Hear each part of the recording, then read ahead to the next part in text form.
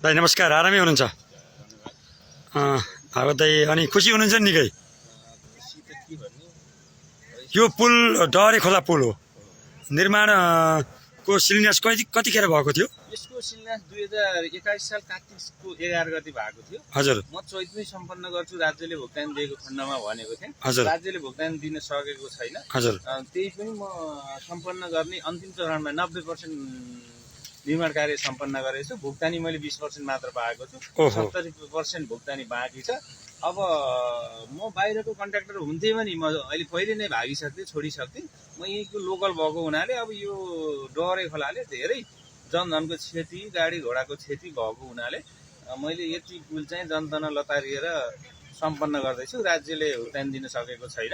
भनेपछि यहाँलाई 20% मात्रै भुक्तानी दिएको छ? हालसम्म मैले यो प्रोजेक्टमा 8 करोड क्रेडिट काम गरेको छु। राज्यसँग उधारो छ 8 करोड बाँकी छ राज्यसँग। पैसा माग्न रकम अन्तर गरी अर्थमा पुगेको त्यो फाइल पनि फिर्ता गर्दै दिन सकिन्न भनेर अब नयाँ बजेटमा पनि के कति हाल्ने थाहा छैन।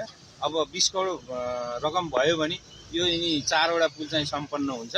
20 करोडमा अब आउने आबोमा कति आउँछन्, 5 करोड हाल्छन् कि 4 करोड हाल्छ राज्यले थाहा छैन। 20 करोड हाल्यो भने आउने मङ्सिरमा नादे खोला, डरे खोला, भार्से खोला, गिदी खोला को निर्माण कार्य सम्पन्न हुनेछ। होइन भने त्यो 8 करोड कहिले आउँछ? 82, 83, 84, 85, 86, 87 त्यो पुरानो पेमेन्ट लिने अनि त्यसपछि नयाँ बजेट देखिएपछि बल्ल काम निर्माण कार्य अगाडि बढ्छ। अहिले तपाईँको यो कार्य यो खोला डरे खोलामा कतिवटा पुल यो परिसरमा अथवा यो क्षेत्रमा कतिवटा पुल छ? रुद्रबेनी वामी सडक रणनीतिक सडक हो यो। यसमा 4वटा पुलको एउटा डिजाइन एन्ड बिल्ड प्रोसेसमा टेन्डर भएको थियो। 2 वर्ष करिब हुन लाग्यो। मेरो सुरु म्याद नै अहिले साउन हो। अब 10औं पटक म्याद थपेर पनि निर्माण व्यवस्थाले काम सम्पन्न गर्न नसकेको अवस्था। राज्यले भुक्तानी दिएको भए मलाई म्याद थपेर्न पनि पर्दैन थियो। अब राज्यले आगामी अब 15 गते आउने बजेटमा 20 करोड न्यूनतम 20 करोड यिनी 4वटा पुललाई विनियोजन गर्यो भने आउने मङ्सिरमा 4वटा पुल सम्पन्न हुनेछ। अनि तपाईँलाई यो शिलान्यास गर्ने क्रममा भुक्तानी 1 रुपियाँ पनि रोकिन्न भनेर आश्वासन ठुलो भएको थियो। मान्यजहरू त बोल्दिनुहुन्छ, उहाँहरूको प्रेसरले त हो यो दुर्गति भएको यो देशको। 2 करोड हाल्नुहुन्छ, 25 करोडको पुल बना भन्नुहुन्छ। उहाँहरूलाई त देखाउनु छ, भाषण गर्नु छ। त्यसको पीडा चाहिँ हामीले बोकिरहेको।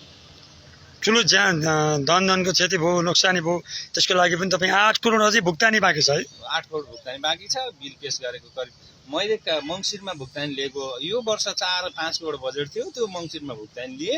नियमअनुसार पाउने पेस्की पनि 1 करोड पाउँथ्यो, त्यही 5 करोडबाट भित्र लिए। मङ्सिरपछि मैले 1 रुपियाँ पैसा पाएको छैन। नपाए पनि म काम चाहिँ